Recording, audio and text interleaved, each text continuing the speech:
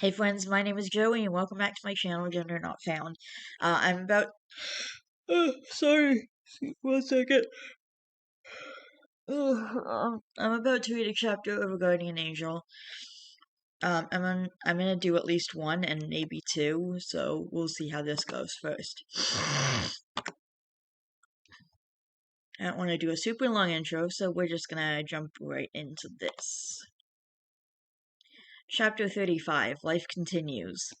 Fiona had expected that at some point Marshall would have slowed down, that the fatigue would set in, and once again he would become a sleeping resident of the house that barely ate and couldn't hold food down, especially with the stress of helping Moko deal with the loss of his family. She was ecstatic that she was never more wrong. The newest tests had shown his hemoglobin levels to be at 15.8 grams per deciliter, more than twice what it had been when he'd been admitted into the hospital almost a month ago. After every round of chemo, he was still sick and still tired, but it waned greatly in the following days. In the short time Emperor and Ignitus found a small apartment to share, and had moved into it less than 2 weeks ago, giving Marshall and Fiona opportune alone time. These days, oddly enough, were not spent cuddling, kissing, and making out, but were much reminiscent of the first weekend they shared together, because instead of everything else they could have been doing, the two just wanted to sing, dance, and play music. Marshall would play his guitar, and Fiona would sing for him, and he would sing for her as she tried her best to play. He'd made it his mission to teach her for at least an hour every night how to play his guitar, and with a teacher like Marshall, Fiona was picking it up quickly, though singing and playing was more than she could handle at the moment. He was starting his final month of treatment. It was the first day of September, and Marshall had literally been sick through the entire summer. One of his chemotherapy days had fallen on graduation day. He missed his without a care in the world, and Fiona had missed hers to take care of Marshall. They both received their diplomas in the mail. Coincidentally, both Hannah and Ellen had come down on the same day to make them open their diplomas. Now that Marshall was feeling better, Billy was starting to schedule concerts for the band once again, and had even come down several times while all the boys were together to discuss who they would sign with. Tonight was one of those nights.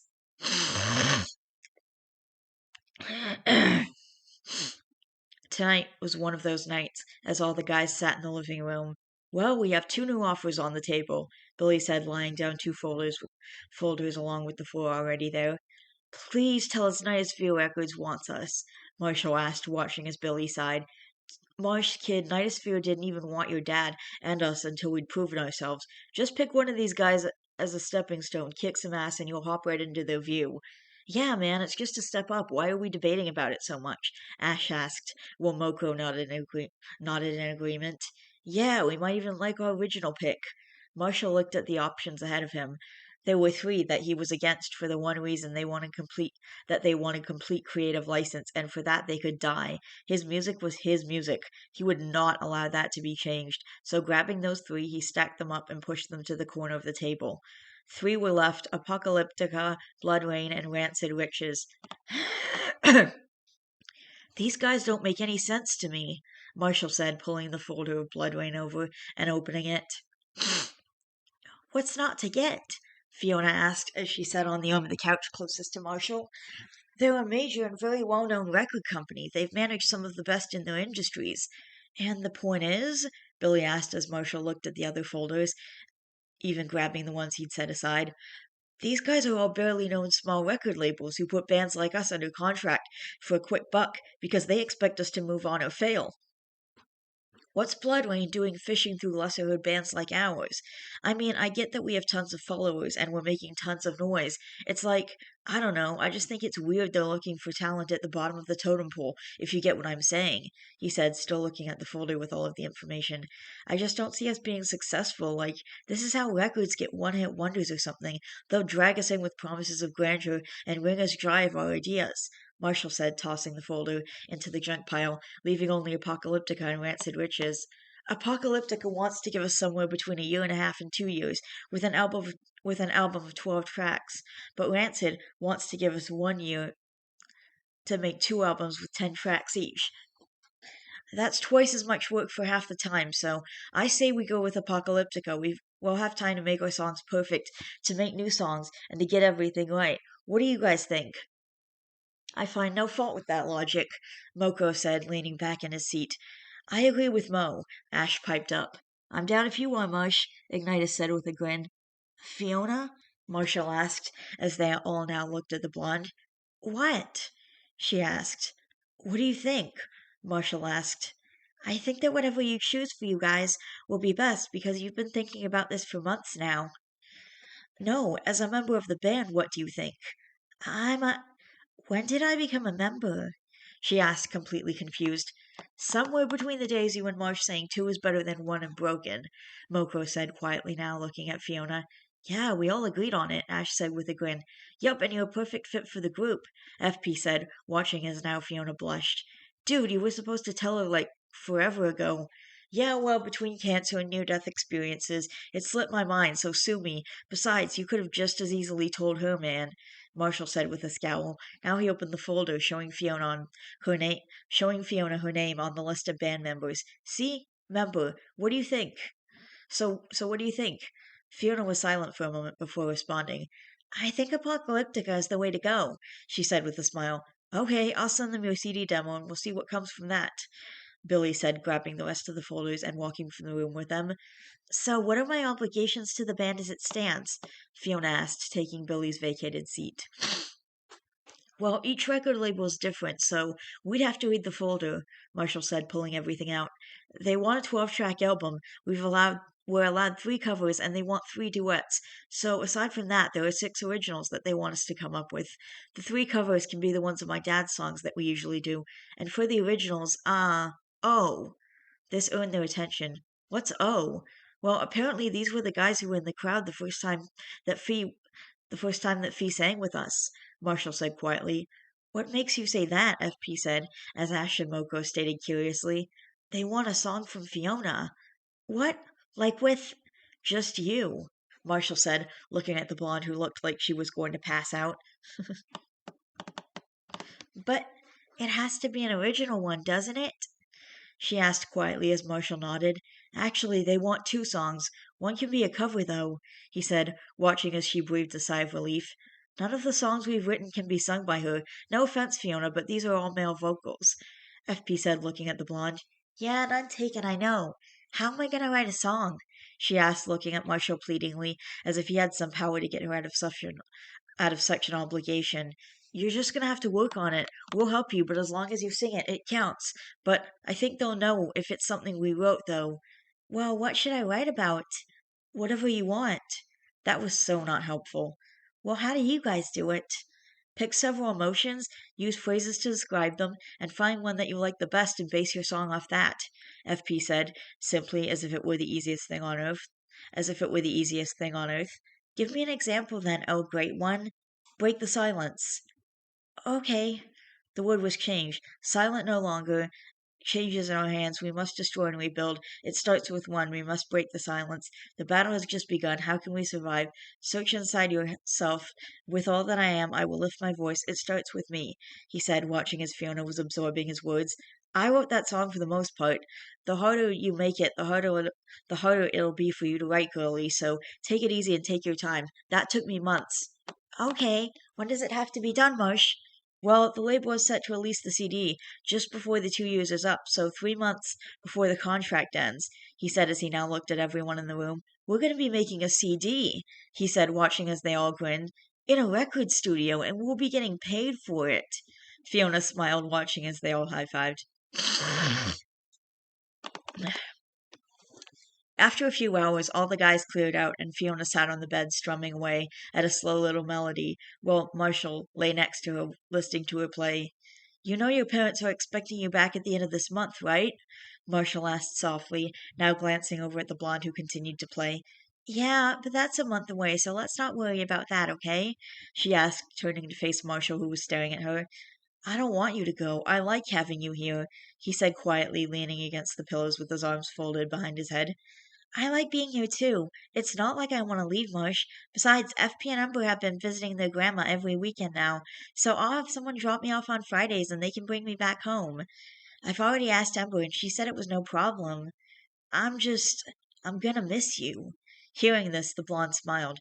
Don't worry, we have contractual obligations and shows to perform. My parents can't ignore that. They're both majored in law, obeying contracts and managing them. It's second nature to them. Fiona laughed, watching as Marshall grinned. I guess you're right. Maybe I can have Mo stay around for a few days. He's always over here anyways. I know. Maybe he'd need that. Just some guy time. I mean, how much guy time can you have hanging with Gummy? The guy freaks out over dirt. Now Marshall laughed. Yeah, he does. I stuck gum in his hair a few days before we met, and I thought he was going to have a coronary. Now the room grew silent, all save for the sounds of the little tune Fiona was playing. Do you really think I have what it takes to make a song that's actually good? She asked, now handing Marshall the guitar and watching as he began tuning it. Of course you do. Just do what FP told you. Do you have any advice? Yeah, feel it. Feel the music and the song in your soul. Make it a part of you. If you're not happy with it, work on it until you are. Believe me, you have tons of time, he said, now offering her the guitar once again and watching as she shook her head. Now he began playing it himself. What's on your mind, Fee? A bit of everything. I'm worried about Mo. I'm worried about leaving you here alone. I'm worried about writing that song. I don't want to go home either. I don't like leaving you alone, she murmured. Well, let's put some of these fears to rest, babe. Babe? Roll with it.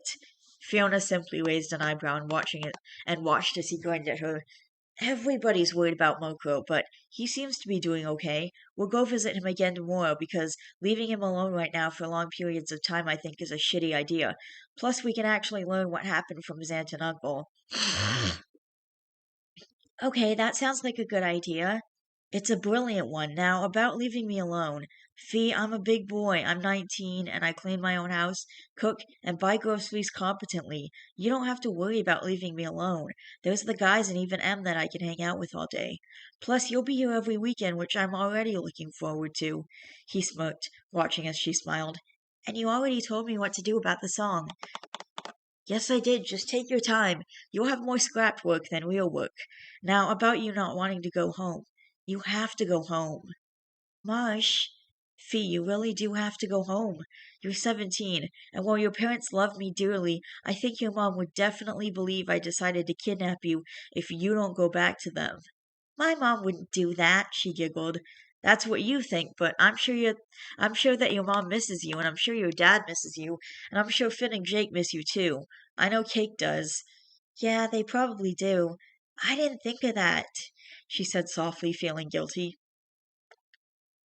I did. They've only seen you for like 10 days out of almost 4 months now. A lot of people just don't look at the worldview picture, you know? Yeah. Honestly, now she was feeling kind of ashamed because he'd been right. She hadn't thought about how her absence was affecting her family or even Cake. Besides, I'll call you and send you random letters, and maybe I'll have FP get everyone to come along, and we can all visit you and hang out for the weekend. I'm sure your mom will love that. You know she'd bake for days, Fiona said, lying back on the pillow, imagining a room full of goodies that her mother would most likely make. That she would. It'll suck for a little while, but we'll get used to it again, Fee.